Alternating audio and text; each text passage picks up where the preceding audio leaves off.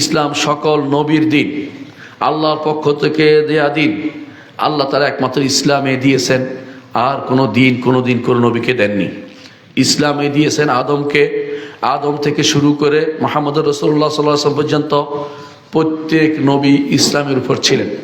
এই জন্য আমরা দেখতে পাই নূহ আলাইহিস সালাতু ওয়াস সালাম বলেছেন, ওয়া উমিরতু আন আকুনা মিনাল মুসলিমিন, আমাকে নির্দেশ দেওয়া হয়েছে যাতে আমি মুসলিমদের অন্তর্ভুক্ত হই।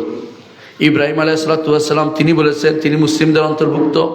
এভাবে প্রত্যেক নবী থেকে বর্ণনা এসেছে যে তারা নিজেদেরকে মুসলিম ঘোষণা করে গেছেন। এমনকি ইয়াকুব আলাইহিস সালাতু ওয়াস সালাম তিনি ওসিয়ত করে গেছেন, ফালা তামুতুন্না ইল্লা ওয়া আনতুম মুসলিমুন, মুসলিম না হয়ে কেউ মারা যেও না। আর মুসলিম হতে হলে তিনটি জিনিস লাগবে, এটা আমরা সবাই জানি। এক নম্বর হচ্ছে তাওহীদ নিয়ে আল্লাহর কাছে আত্মসমর্পণ।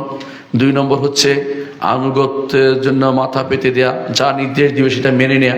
তিন নম্বর হচ্ছে শিরক এবং মুশরিকদের থেকে নিজেকে বিমুক্ত ঘোষণা করা।